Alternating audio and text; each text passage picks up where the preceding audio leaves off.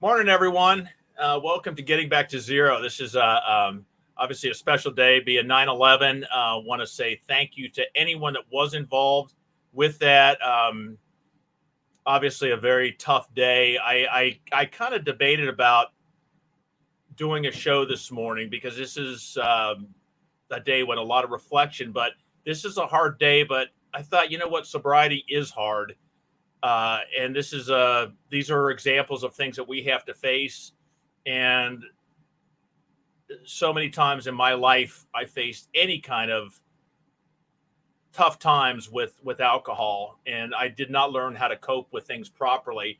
And this is an example of one of those days when I need to. So we're going to go on with this, but I do want to thank anyone that's well, I know we've all been touched by that day, but if anyone's got any personal involvement or whatever,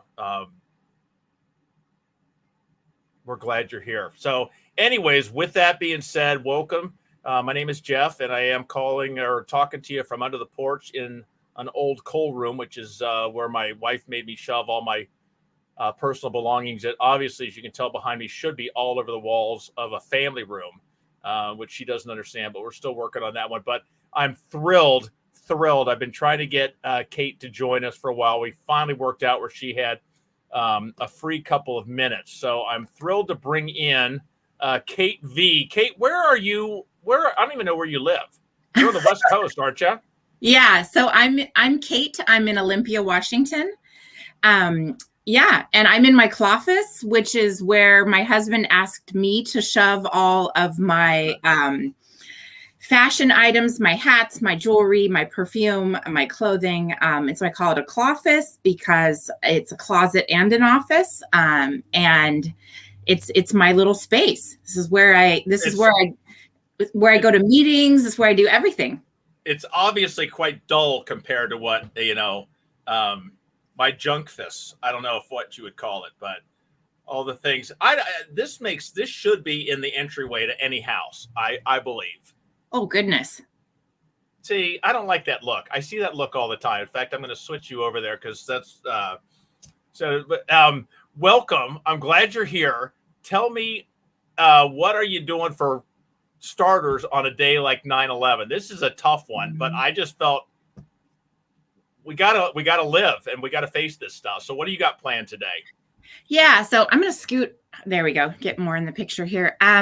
So this is definitely a tough day. I am married to a retired soldier. He was special forces in the Army. He retired after 20 years. So days like this, when the conflicts in the Middle East is brought up and, trauma that people struggled with, both foreign and domestic, service people involved, frontline workers. We talk about it. And I encourage him to reach out to his Army buddies and really talk about the time they spent in the Middle East and all the things that led up to 9/11 and the aftermath and how it affected the soldiers. And just like we do in the sober community, those service members stay connected because they're the only ones that can understand that life and that trauma and that those situations. And so days like 9/11 and even Independence Day and, Memorial Day and Veterans Day, those are days that I really encouraged my husband to reach out. And he's pretty amazing in that he has kind of taken his personal struggle and now helps, share that with other veterans as well as other families. And so he's still involved with the National Guard and with the Army. And so, we've really made it a point to not shove stuff like this under the rug. It's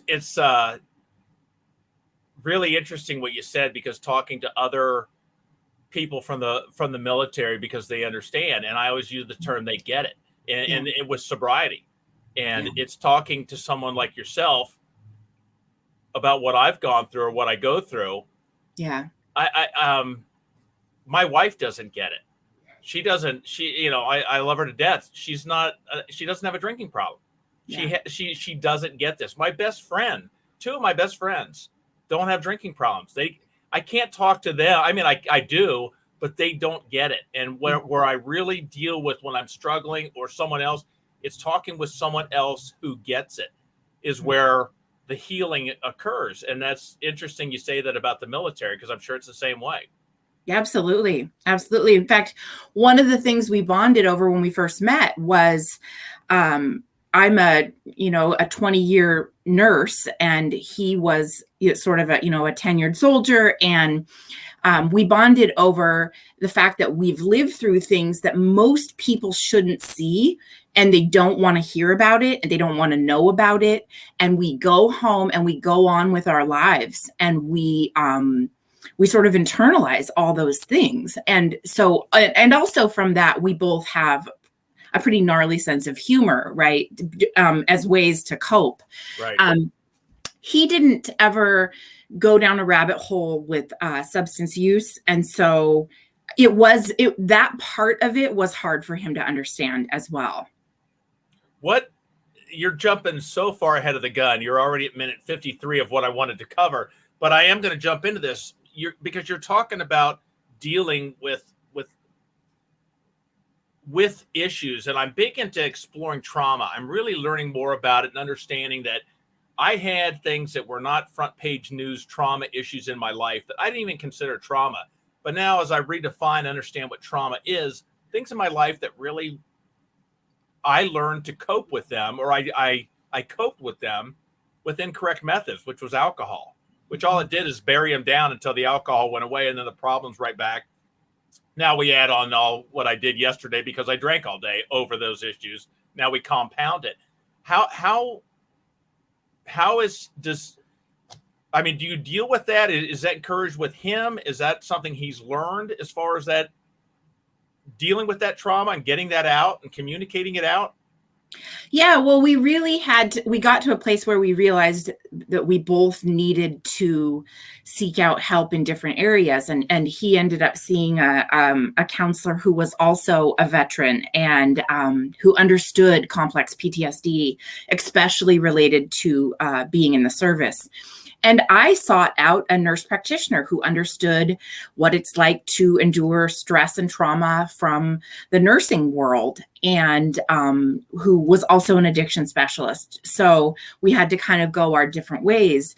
But where we had the common understanding was that life is really freaking hard. Mm-hmm. My wife is a home health nurse. So, some of the things, but what I always... And now we're jumping to minute hour and 47 of doing service. But I was always jealous of her in her role because she touched lives.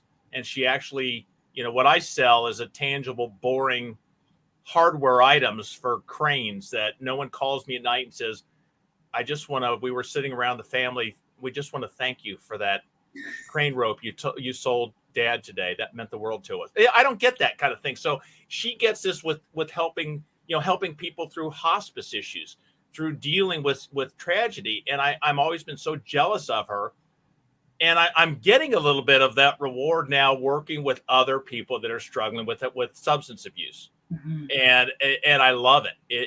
It's given me purpose, something to look forward to, so much reward.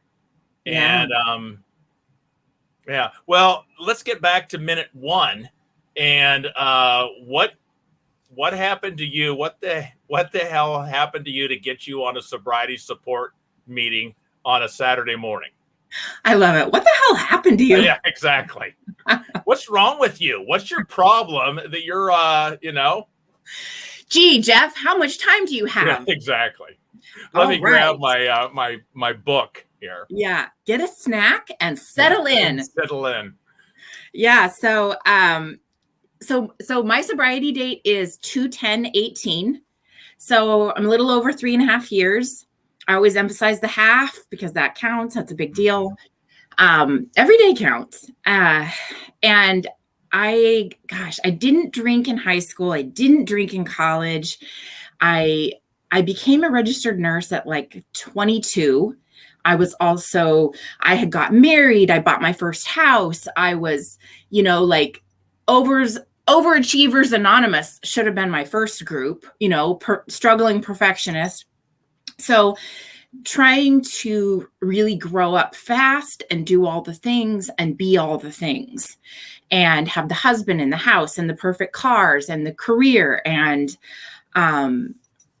I started out in a high stress ICU step down unit where I was, I worked for 7 years, and midway through that, I got in a car accident and I had to take like a month off of work. And I remember sitting around my house as like a 25-year-old thinking, and the chiropractors were telling me like I had such bad back pain that I'd probably never work as a nurse again. And I just sat around thinking my world was coming to an end. And I quit eating. Of course I couldn't exercise, which was my therapy at the time. And I really sunk into deep depression, coupled with like crippling anxiety. And around that time, I discovered through maybe some of my older nurse friends, I don't remember how I even got turned on to it, but that you could have a glass or two of wine and it would relax you. And for me also at the time, I was struggling with my weight and I just wasn't eating.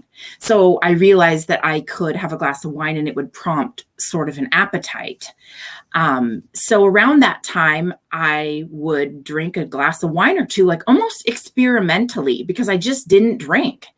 My priority was getting up and going for a run in the morning, or getting up and, going to work at 7 a.m. It was never drinking. And so fast forward, once I picked up alcohol and I realized I was calmer, I was cooler, I was more collected, I was able to eat a meal without feeling guilty, all the things that alcohol does for you, right? All the ways it sort of glosses over the hard edges.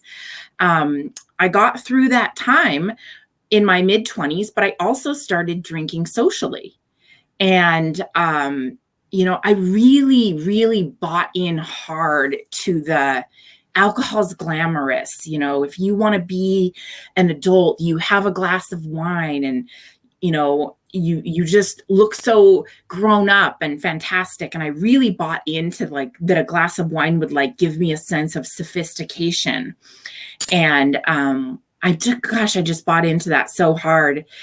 So social drinking in my 20s, which I didn't realize at the time also was prompted by the stress of what I saw and did on a daily basis at work.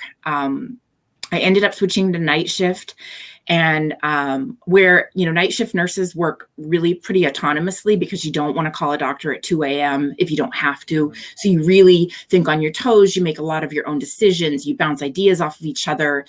You really work autonomously, basically. And we just handled some gnarly crisis. I mean, I worked on a cardiac ICU step down unit. So people were quite literally coding, crashing, dying, all the things. And I'm 25 and running around doing this work. This is my first adult job.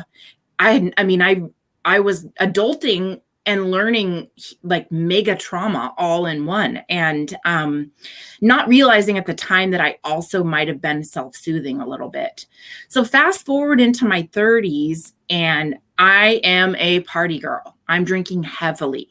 I am going out on the nights I'm not working, the days I'm not working, and I'm drinking, and my friends and I are drinking heavily. And I just never processed it well. I was always the person who got drunk first, the fastest, the messiest, the sloppiest. I was always blacking out. I mean, there was never anything cool about me drinking, right? Like in my head, it was this cartoon of how cool I looked. But in reality, it was like, oh gosh, hot mess express. And so after working as a nurse for quite a while, I transitioned into pharmaceutical sales, which is there's a heavy drinking culture there. There was a lot of travel. I moved from Olympia to Portland, Oregon, which is a little bigger city. And I was I was single because, you discover alcohol and you realize you don't want to be married and stay home. You want to be out at the bars. And my drinking went from social drinking to just pretty much binge drinking and partying with friends. And I think secretly I took it to another level. I think I drank more when I got home. I almost always drank to black out. I struggled with horrible anxiety and insomnia. So drinking to sleep was a big thing for me. I think I drank myself to sleep pretty much every day or every night in my 30s. And that's embarrassing to admit now. I mean, I'm 42 years old and I think back and there's a decade of my life that I, pickled my liver because I was so anxious and I needed sleep. I'm actually glad to hear you say that because I never thought about that, but I drank to pass out to sleep. Mm-hmm. And I was just talking with my wife this morning that I suffer now with restless leg syndrome, which is a mother. That's a fun one. Yeah, it's a great one to have. Love. Thank you, Lord. But anyways, that the drinking to pass out so I could sleep. People said, "Oh, I slept so much better when I quit drinking." No, I actually, for me, because now I don't have the numbing effect for like the restless leg, I probably sleep less deep, at least in my mind. Maybe not physically, but I couldn't fall asleep. I was so riddled with anxiety and stress and everything of the day. I would have lay in bed just tossing and turning in a panic if I didn't drink myself to sleep. Mm-hmm. So I don't know. I'm thrilled once again that, hey, I'm not alone. Yeah. I'm not the only one. Yeah.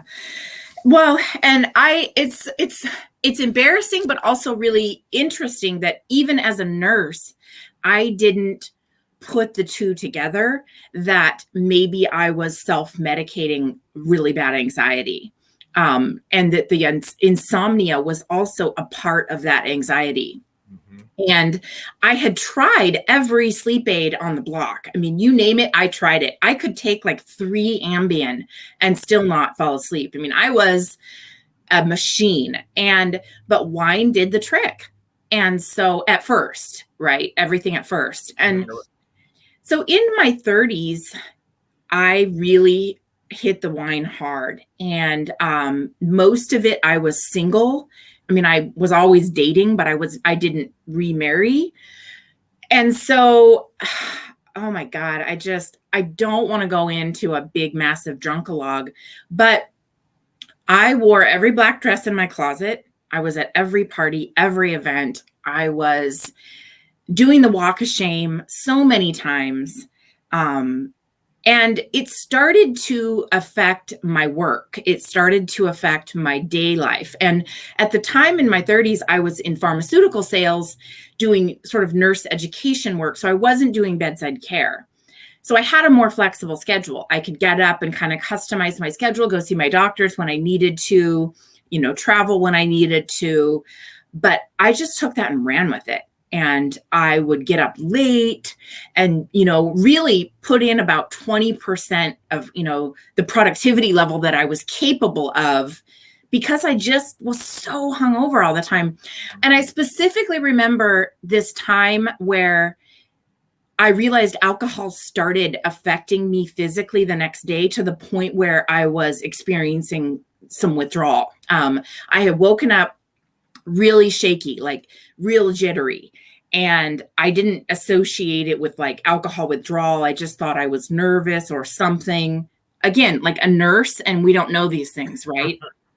And so I had a presentation to give in front of a team of cardiologists. And I was giving a presentation on the clotting cascade, on how blood clots. And we were launching this new anticoagulant, all this stuff. And I have this drug rep with me. So I stand up to give this presentation and my legs are shaking so hard that it was like my knee was knocking. Mm-hmm. And and I'm not a person that has a lot of stage fright. I was in all the church plays when I was little. I'm a drama queen. I love being on stage. I don't normally struggle with stage fright. And I remember one of the doctors, after I was done, going, you poor thing, you must have been so nervous. Your legs were just shaking like crazy. And I remember looking over at the drug rep next to me, and he just looked at me like, he just had my number. He was like, you are a loser. You are a mess. I was sweating. You know, I mean, I was in withdrawal. And the first thing I did was go out to my car, look at myself in the rearview mirror. You know, I had this yellow, puffy face. I had these giant bags under my eyes. And I'm, you know, all shaky and sweaty. And I blew the presentation, just blew it. I mean, I don't even know what I said. I mean, it was probably just a hot mess. And I went straight to a restaurant and had some wine. And that was how the cycle just continued to, it was like this insidious pattern of do something horrific and be mortified and experience some withdrawal. So you go drink to cope, and then you're right back in that cycle. But Kate, the problem is how did you feel when you had that glass of wine at the restaurant? Probably fantastic. Better. All of it went away. So it's like, so why do I want now, for me, because I was the same way with the anxiety. And when I finally quit dumping alcohol on it, the anxiety went away and I got where I didn't need it. But why would I not want to drink when I was having that anxiety? And that made me feel so good. It was almost, I was giving myself reward. It was positive reinforcement, because as crappy and sweaty and shaky and all that I felt when I started with the beer. Yep. Well, I just put a check mark in the reasons to drink category. Yep. And now I'm going to try and tell myself, no, drinking's bad. I got all these memories of it being a positive. And that's, maybe I'm just reeling off my personal struggles, but it's, you know, my system was saying, when I'm saying I need to stop drinking, my system is going, what are you talking about? Yeah. That's what's keeping us that's what's getting us through the day. Yeah. Yeah. And in the back of my mind, I knew I was on a Ferris wheel. And I knew that I was putting myself back in that cycle over and over. The amount of relief that I got from drinking that glass of wine when I was hungover was enough relief for me to recognize, wow, I'm back on the saddle. I'm back on that Ferris wheel. But I knew eventually the ride would end. And I knew eventually I would have to get sober. Like, I mean, even if that meant for a day, right? I knew that there was going to come a time that would end, because, you know, life isn't Las Vegas. You can't just party all day and all night that's not real life. Right. And I knew I was going to have to get off that ride at some point. And I had no idea how. And so I continued to drink like that. And I ruined relationships. I had men that I was dating who, you know, I could always do really well for like a few weeks and, you know, and pull it off like I was an organized, decent human being. And then, you know, somewhere in the 3-week mark, in the relationship I was in, the men would be like, what the hell? You're a mess, you know? And I would be like, oh, that was just that one time. I knew, no, that was reality. Yeah. That we call that Tuesday, you know? Mm-hmm. And what I also realized is that when I would go out, I had so many friends and I sort of outsourced my partying to this and that. And I had so much, like I was navigating so many different social circles because everyone's biggest, wildest night out was always with me. And that was my Tuesday. And then I'm like, okay. And they were like, whoa, can you believe that night? And I would be like, no, I've got to go back out. It's Wednesday. I've got another friend who doesn't know anything about last night. And I'm going to go in there and I'm going to play like, let's just have a few glasses of wine. So I was like everyone's biggest night out, right? Yeah. They just didn't know. How long can you live like that? Really? So I remember in pharmaceuticals, my boss pulling me aside after a conference where I couldn't sit still. You know, I had the hangxiety. So I moved seats like 6 times during the presentation, and he pulled me aside and he was like, are you on drugs? Like, you know, And in pharma, they didn't have a lot of HR ethics, so you could ask questions like just outright like that. And I was a thoroughbred, man. I never touched any drugs. I was straight alcohol. I was straight wine. That was my only drug of choice. So I was like, oh, how dare you? But really, it was just the alcohol. It was the morning after anxiety where I literally couldn't sit still. Things like that started adding up. People were starting to catch on to me. And then toward my and as that sort of compiled, I ran out of places and people and things where I could go and pull my crap. And I was kind of, I switched pharmaceutical companies a couple times. It switched, I kind of pulled a few geographics, and I also pulled geographics with men. You're on to me and I'm a heavy drinker and I'm messed up. I'm like, well, see ya. I've got to find a new boyfriend like tomorrow. Next. Yeah, absolutely. In fact, my running joke at the time was get in line, because it was like, I will replace you so fast. It just, when I think back, there's a quote that I think about, and I can't remember. Maybe it's Anne Lamont or Ann Dustin Johnston. I'll have to think about who said this, but it was basically I was deteriorating faster than I could lower my standards. And it showed in the jobs I was taking, the men I was dating. It was like, I just didn't even have any standards anymore. It was just like, whatever, anyone that would tolerate me. Mm-hmm. And so by my late 30s, alcohol really had a hold of me. And I was physically addicted, physiologically addicted, every bit of addicted. And I knew it, and I was scared, and I was depressed. And it was like my little secret inside, like only I knew how bad it was, or at least I thought. And I started, so many bad things. I ended up hospitalized, like in the ER, maybe 3 or 4 times with alcohol poisoning. Some of those times I was pretty pissed off that I woke up, because I thought I was going to find a way to end it all. I thought it's pretty tough to drink yourself to death, right? Because your body shuts down and you can't keep piling the alcohol in. But my mom had to rush me into the emergency room probably 3 or 4 times.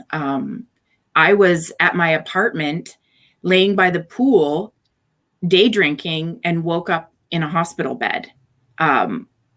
Things like that, where I just lost my ability not only to control it, but to even drink functionally. And I was every time I did it, and every time I made a bigger mistake and a bigger mess and things got worse, I got more depressed, and I got more hopeless, and I wanted to give up, and I wanted to not wake up. I wanted it to be doing over. Some of the moderation attempts. I'm going to just do this on the weekends, all that stuff. I was trying anything I could. I watered it down. I tried to switch to, beer. I only drank wine. I tried exercising. I tried everything, and I wasn't moderating. And then I got so depressed, I just went for it, to the point where I was like, screw it. This is how I'm going to go out. I'm not going to live to see 40, and that's okay. It's an interesting correlation, because you hear people like with diets. I had a cookie. Well, the day's shot, so I might as well eat the whole bag. And it's for me, if I've got a little over about a year and a half right now, but if I was to drink a beer right now, mentally and physically, the things would happen, but I would say, you know what? I blew it. So what the hell does it matter? I might as well. If I'm going to be starting over tomorrow morning anyways. So if I have one, why not go out and get a case? And that's the self. But that applied not just on a day-to-day basis. That was how I was at life. Like, well, I'm in my 50s. I've blown it. Yeah.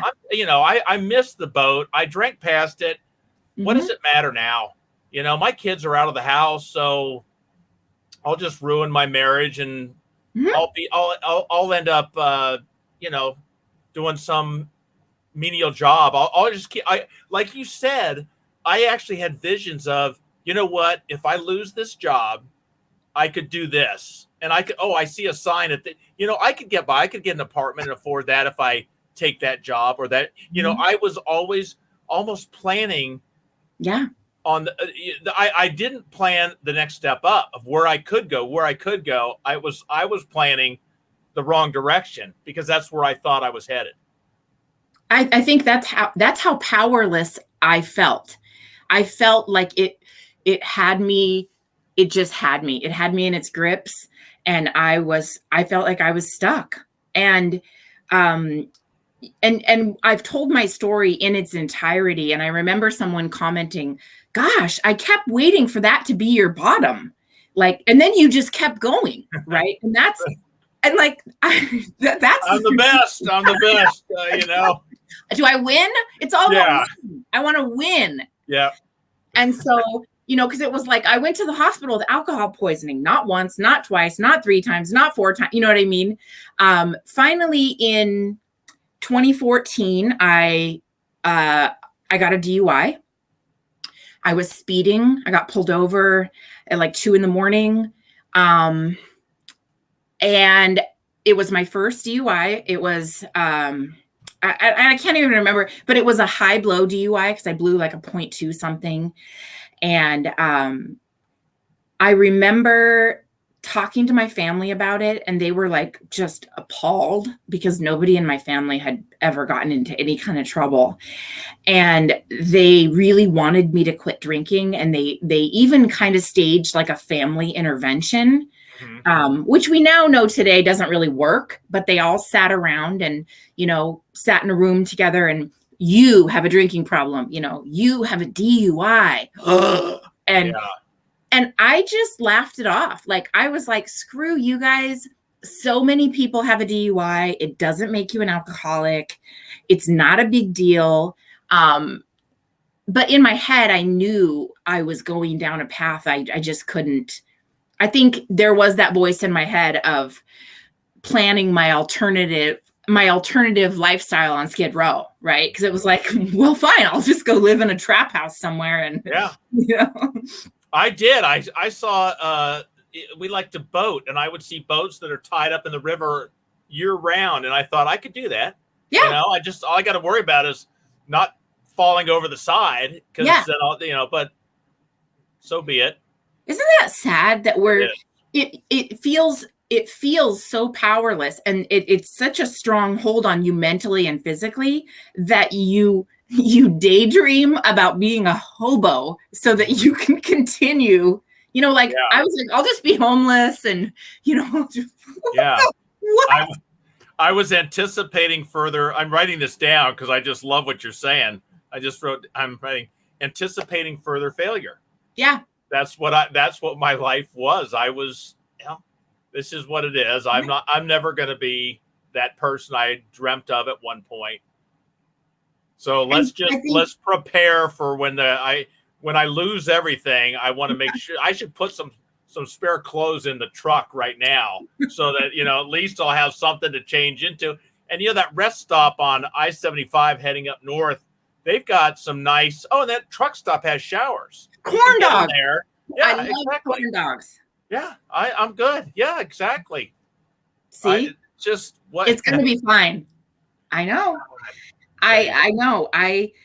But here's the bottom line. And when I hear us both talking about this, we kind of gave up on we didn't think we had the ability to pull ourselves out, because clearly we wouldn't be fantasizing about a life of experiencing homelessness, being a boat dweller nearing capsize or, I'll catch my dinner, man overboard. Right. Yeah. So, fast forward. And so the DUI, I had the year of the interlock in my car. During that time, I of course had to make some conscious efforts to quit because it's, those things are no joke. But what it did was I wasn't able to work in pharmaceutical sales anymore because they lease you a car. And I wasn't a person that you could lease a vehicle. I'm sorry for laughing, but I just saw you going, what options would you like? Well, let's see, air conditioning, the blower to allow me to start the car, the AM, FM. Yeah. all kinds of, no one was hiring me. And so I moved from back from Portland back to Olympia, where I am now. I have a Washington nursing license, and I started looking for work, but I hadn't done bedside care in a while. So I was kind of really out of my element. And, you know, I've got this ratty old BMW that was falling. It looked glamorous on the outside, but was completely falling apart on the inside. Sound familiar? Oh, yeah. With an interlock in it. You know, so I'm blowing and going, looking for jobs. And I tried so freaking hard. Blowing and going, looking for jobs. But then you just said so many things. I just pictured, yeah, my hair looks nice, but the inside of my car is a complete, everything's falling apart. You know, but I look good. That's the important thing. Wax the car. Oh, yeah. Blowing and going, looking for jobs. As long as I looked good, for sure. Yeah. So I want to just get to the end of this because I just, my drunkalog is just, it make me sweat. Like I'm sitting here sweating just thinking about this. But I finally, this is super embarrassing, but so is the rest of my life, so it's fine. I finally was able to, after losing some jobs that, you know, I couldn't quit drinking. I was calling out sick. I've been an RN for 15, 16 years at this point. I finally was able to stop drinking cold turkey.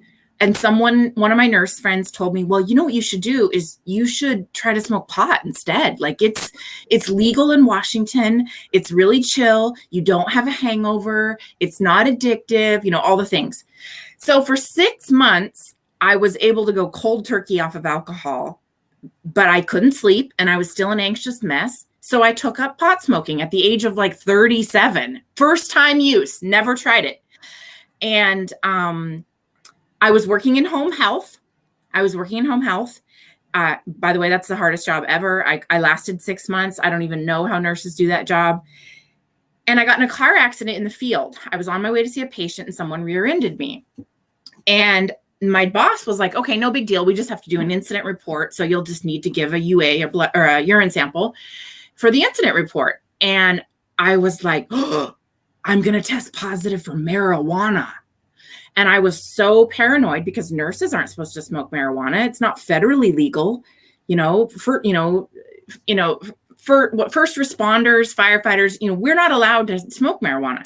So I had another brilliant idea to get some artificial urine from one of those smoke shops and use that for the drug test instead. Except for when I went to go pour it in the specimen cup, I dropped it. And it rolled out underneath right in front of the person who was collecting the specimen. And she's like, what is this? And I just I broke down bawling. I'm like, it's fake urine. I smoke marijuana. I don't, but I was in the back of my head, I was actually kind of proud of myself that I hadn't drank alcohol in 6 months, right? Because I thought that was the way. I didn't know. So I'm at this home health job. I get fired. They walk me out to the curb, literally walked me to the curb with all my stuff and said, you're done. Get out. Go. They reported me to the nursing commission for tampering with a drug screen, which is a huge, huge offense. And I got put into a program for nurses with substance abuse issues. Nurses who showed up to work intoxicated, or nurses who diverted drugs, or all those things. I got put into a program like that. But I didn't go back to work as a nurse for over a year. I just sat in the shame. And I thought, just like the hobo story, I thought, well, Were fine. you drinking during that year? Not really. No, I was trying. I knew it was over. But just like the self-defeating hobo story of I'll go live in a trap house, I was like, fine, I'll never work as a nurse again. I'll just go work at Macy's and make minimum wage and sell jewelry and handbags. Like that was like not fighting for myself that was what all I thought was my option. Yeah. And finally I got in front of a really good nurse practitioner who was like, you can do this. You can go in this monitoring program. You can get sober. You can get back to work as a nurse. You can get your life back together. And I went ahead and moved forward and did it. And part of the requirement was that I went to 3 recovery meetings a week. And because, when you are a nurse or a person with a public license and you get in trouble for something like this, it's a really big deal. And the state and the nursing commission want to make sure that you are safe to serve the public. So they have a due diligence to the public to prove that you are competent and safe. So I'm required to go to these recovery meetings. And I'm like, what do I go to? Do I go to AA? I mean, I saw some AA movies in the meetings in the movies where people stood outside of a church and chain smoked, and like, I didn't know, Mm-hmm. And I remember reading this book by gosh, what's her name? Anyways, it's called The Recovering. I have it right here. Leslie Jameson. And she talks about going to AA meetings for the first time and telling her story. And she was this Ivy League, very educated woman who was very articulate, a beautiful storyteller. And I remember closing the book saying, you know what? Who am I that thinks I'm too good to go to an AA meeting? And I closed the book and I looked one up and I went straight down to our local Alano club, and it was sweaty and packed and it was full of people, probably like 50 people. And I sat down and I'm like, here I am, sign me up for whatever this is. I'm in. And that was the beginning. Wow. But it was a messy road. Yeah. For anyone that's wondering why I'm laughing through this whole thing, it's only because, yeah, how rude. I know. I either cry because you're describing me. You've just changed a few pronouns, but I can either continue to cry about it, or now the fact that I'm at least working on fixing it, I'm seeing hope, and I'm happy for the first time in a long time. So I can laugh at what was, only because, at least for today, it isn't anymore.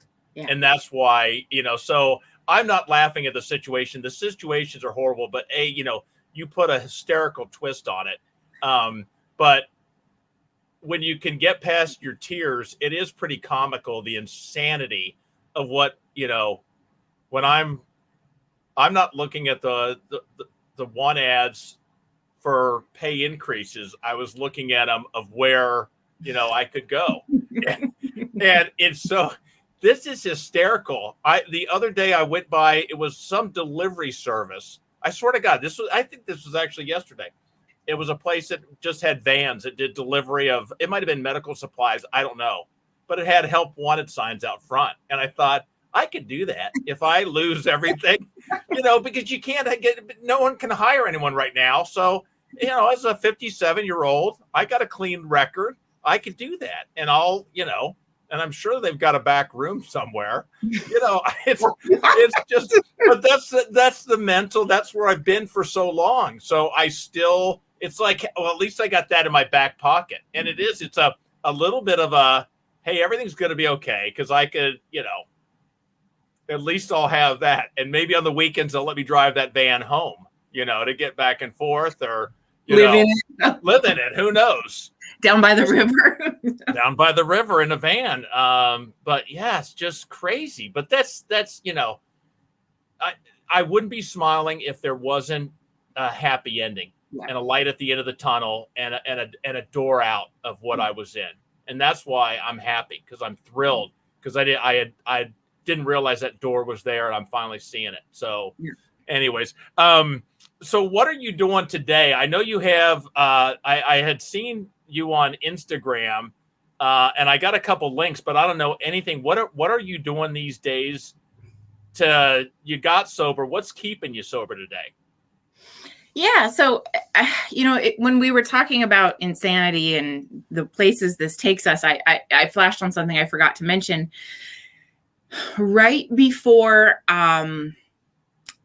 I don't know. Actually, I think it was right after I got in trouble by the nursing commission. I couldn't cope with all the things, and I ended up spending 10 days involuntarily committed in a psychiatric facility for danger to self, which is, basically I was suicidal. And they tell you in AA meetings that this is where your drinking will take you, right? Jails, institutions, asylums. And I've been to all of them.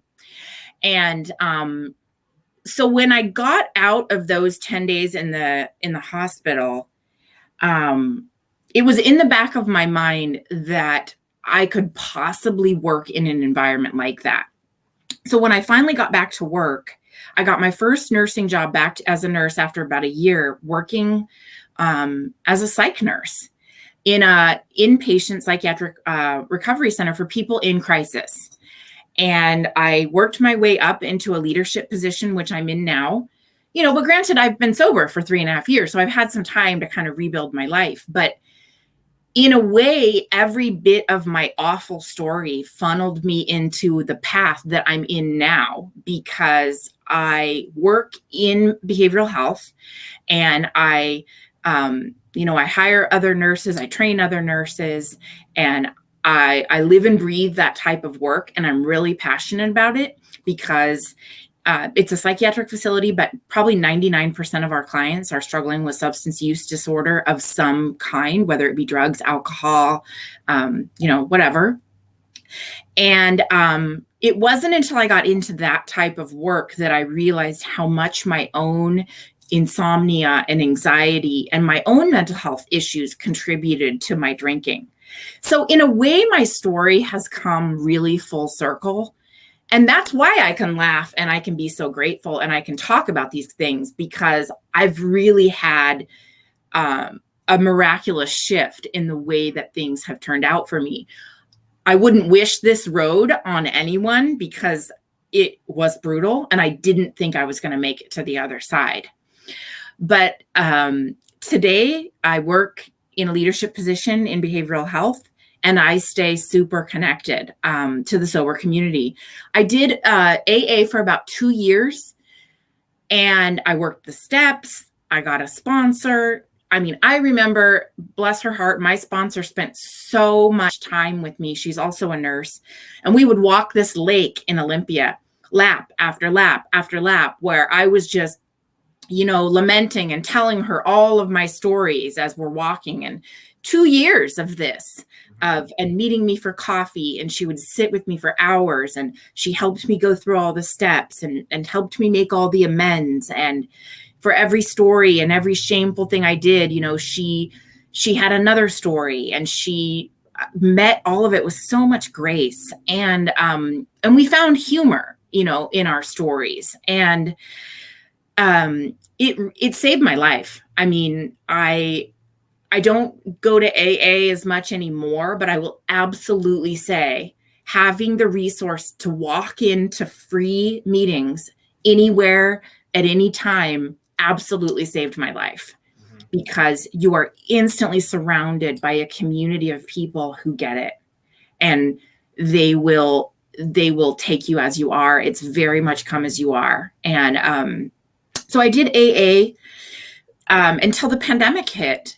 And things all went online. And I tried to do some AA meetings on Zoom. But let's face it, it was a bunch of 70-year-old white dudes that don't know how to work their computer. So it wasn't a good forum. It was just painful. And AA is very structured, right? We discuss the big book of Alcoholics Anonymous, and we discuss the step work, and it's very regimented. It's very scripted. It's like going to Catholic Mass. When you stand up, you sit down, you read this, peace be with you, and also with you, and you don't deviate from the script. But I do well in a more of a non-denominational church where you can talk about whatever's keeping you in the faith and the light of spirit, right? So the pandemic hits, and I'm thinking to myself, I'm going to die of boredom. I don't have any meetings to go to. And I knew I wasn't going to go back to drinking, but I didn't know how happy I was going to be, and I didn't know if I was going to have any fun ever again. And I started listening to podcasts and listening to audiobooks and really getting involved in what was available online. And that's how I found some of the online groups that I'm a part of now. And I religiously go to as a way to maintain a sober community. It's, the AA, because I come from an AA background as well, and to me, AA, for me, it's like a gymnast or a dancer that's expressing and having so much fun. You still, before you do that, you have to do your stretches. You've got to loosen your body up. So those aren't, the fun is the dancing. And I don't know, a lousy analogy, but I'm full of those lousy analogies. But you still have to, if you want to enjoy the dancing, you've got to do the knee bends, you got to do the stretches, you got to do the fundamentals. And that's what AA is for me. Mm-hmm. Now I explore with other groups involved with TLC, which is the Luckiest Club. I tried to get into Sober Sis, but there was something about that second half of that phrase. They kicked me out. But my point is there's a lot of other things, but I needed that structure. I still have to have, and I do rely on that. And I'm the only program I'll ever recommend for anyone is the program that works for them. And we each have to find that. So, but when you're in the psych thing, dealing with the patients now that are going through this, I was going to ask you what common threads you see with people, and did that help you to figure your own? Did it explain a lot with you of where you came from, with what took you to that spot? Yeah, it's funny because the way that I see addiction now is so different. And it's, in Laura McCowan's book and in her writing, she talks about, alcohol just happened to be my thing. It's not even that interesting. It's a natural response to human suffering. It's a natural response to self-soothe. So when I come across clients who are experiencing homelessness, they've had a lot of trauma in their life, they've got mental illness going on. So maybe they're hearing voices, or maybe they've got some paranoid delusions, and maybe they didn't have a stable home environment, all these things. And they say to me, well, I used heroin to cope. My response is, well, of course you did.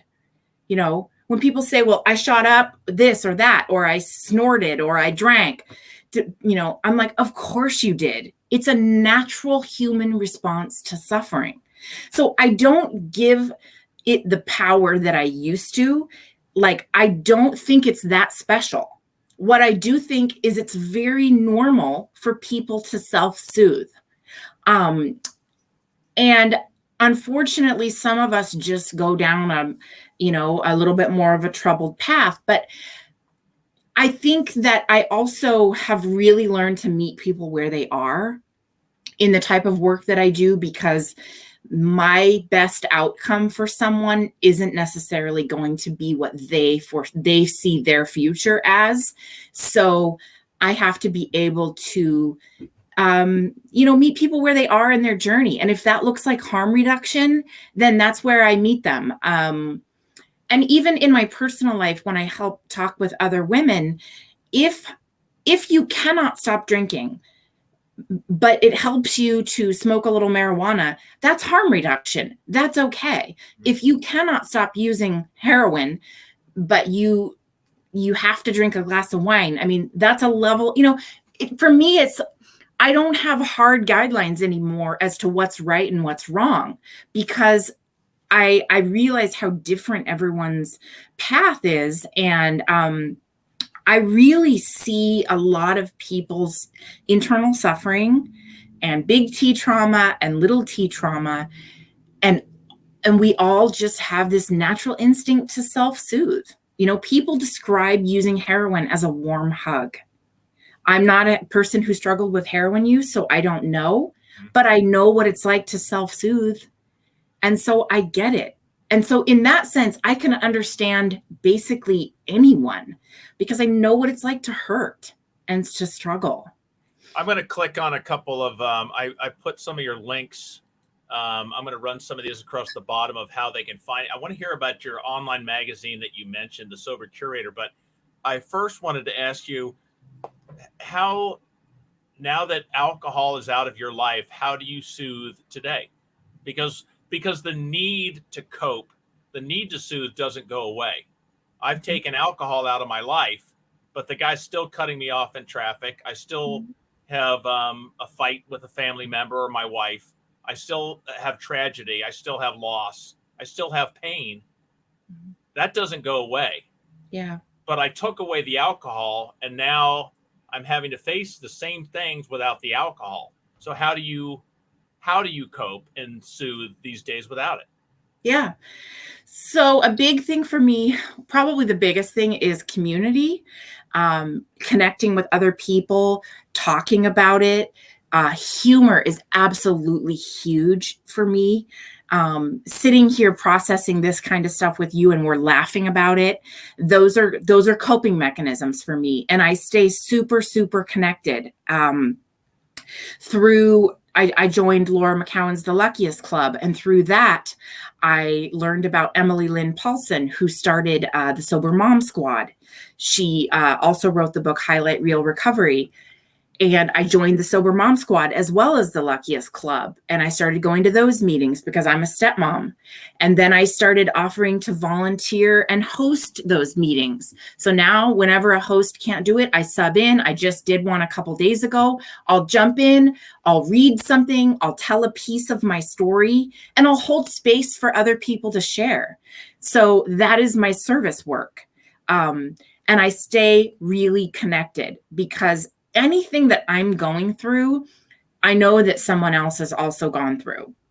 And I've also learned some little kind of woo-woo techniques, I learned about meditation with Tara Brach and how she uses the rain metaphor to recognize our thoughts, but realize we are not our thoughts, right? It's rain is like recognize, allow, investigate, and non-identification, basically to know that you're having this thought, but it's not, that voice in your head is not an authority over you.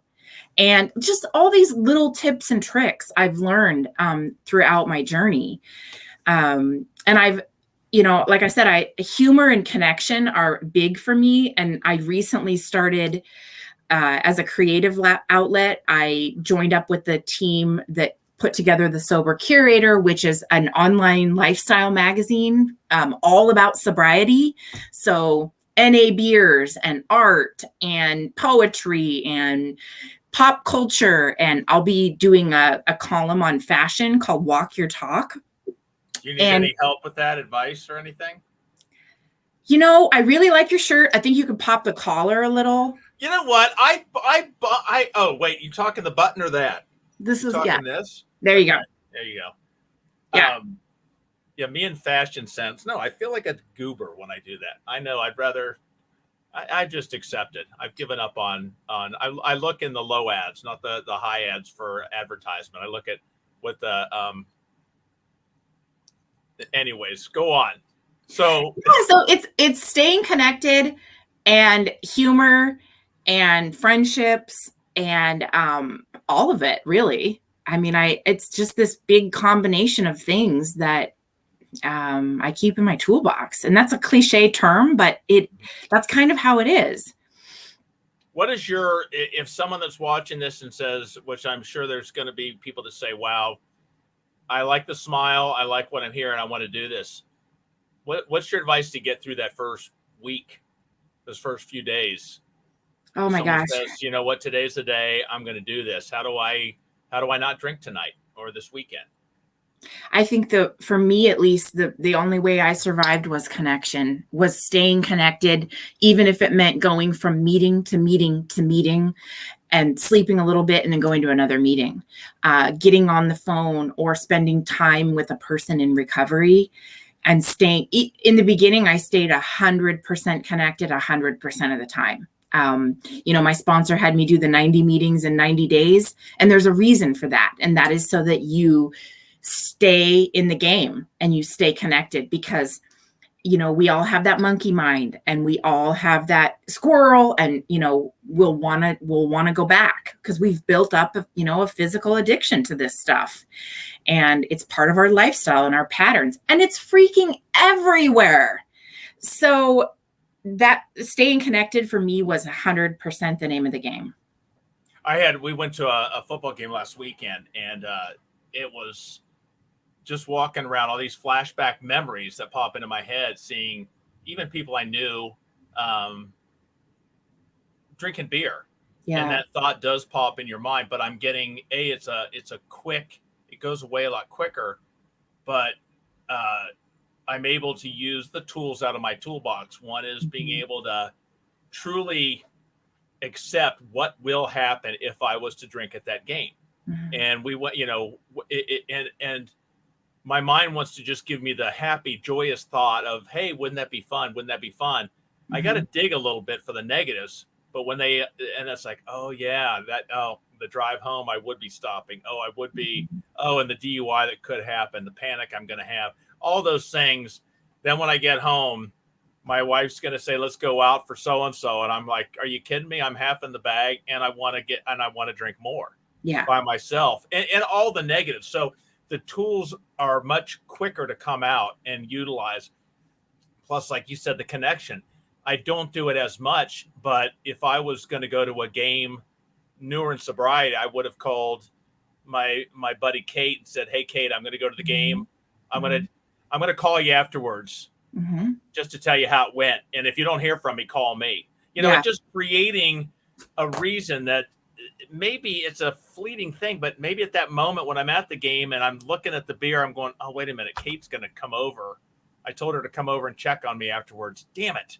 Yeah. Well, maybe that little bit got me through that moment. So I put to work 10 different tools. Maybe I'll only use one or only need one, but I don't know which one I'm going to need. So I'm going to, I want as much insurance as I can. But yeah, the going to meetings, like you said, it was right when I got sober was right when COVID was really hitting, and I was able, because of me being in sales, we lost the ability to go out and see customers on site. So I was able to go to meetings. Places still allowed in face-to-face at the times. I took advantage of that free time, and I did 90 meetings in 30 days. I bet I was all over because I knew that when I was in that meeting talking with other people in recovery, I wasn't drinking. Yeah. At least for that hour. Yeah. And hopefully for the hour that I left, I had enough of a boost of inspiration and good drive that got me through. Now I got 2 hours that I didn't drink. Yeah. I'll worry about the third when it gets here. And I also met some of the most badass, incredible people in recovery that have just been such a blessing in my life. I couldn't imagine like 10 times the friendships and the bonding and the all of it that I would have made, sitting in a bar and talking about handbags with some random chick over a glass of wine. I mean, the connections I've made through sobriety have been amazing. Does your husband, if you don't mind me asking, does he drink? He does, but not a lot. And he certainly doesn't drink in the home. He's kind of, I think because he was in the Army for so long, he'll go out with the boys and have a drink once in a while, but he doesn't bring it home. It's not part of his, it's just not part of his lifestyle to have any alcohol in the house. He's not a person that'll have a beer with dinner. It's just never been.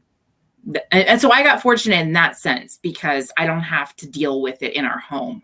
Are you able to go out for dinner with friends or whoever if they are drinking? Absolutely. Absolutely. I've been out partying. I've been out. But I have a little bit of time under my belt too. But yeah, absolutely. Whatever it is, I'm in. This summer I went to a huge raging party with a, frozen daiquiri machine and kegs, and I have no interest. It just that's the magic. That's no interest. That's the miracle that I never thought could happen. Yeah. I'm the same way, and I've now entered into the it started off. I'm not able to drink when I go to those things, and now I don't have to drink when I go to those things. I look at it as a positive, especially when you see people that are drinking, and I almost now see pain in a lot of people, and I almost feel sorry for them I used to feel jealous, and now it's the opposite. No, I recently went to Vegas and I thought this is going to be a little tricky, sober in Vegas. But I looked around and I was like, oh God, I'm so glad I'm sober. I felt bad for people. I felt sorry for people. That's what I felt. And one of my favorite quotes, and again, I can't remember the author because I'm really bad about this, but was an older writer. She had said, alcohol doesn't produce anything that lasts. It's just wind. And that awesome. That stayed with me. And when I think about it now, I think it's just wind. That's all it is. And, go back to recenter, be here in the moment. My life is infinitely better since I've gotten sober. Well, I'm going to let you go. Thank you so much for joining us this morning, and have a great day. I don't know, is your husband, is this a quiet time for him on a day like this? Yeah, really, these types of days are quiet. Reach out to some buddies. Try not to watch the news too much. I think it's the phrase with 9/11, never forget. Yeah. And that keeps me with my sobriety. I hate to remember it. My sobriety or my alcohol abuse sucked. My drinking days sucked. But as much as I want to forget those things, it's important that I don't. Because if I forget it, I'll probably repeat it. Yeah, that's a good point. Double-edged sword. So, all right, Kate, I got some of your links below. Unbelievable. Thank you so much for being here. And we will see you again Tuesday night, everyone. Enjoy the weekend. Take care. We'll see you. Thanks. And stick around. I've got some lovely parting gifts for you after the show's over.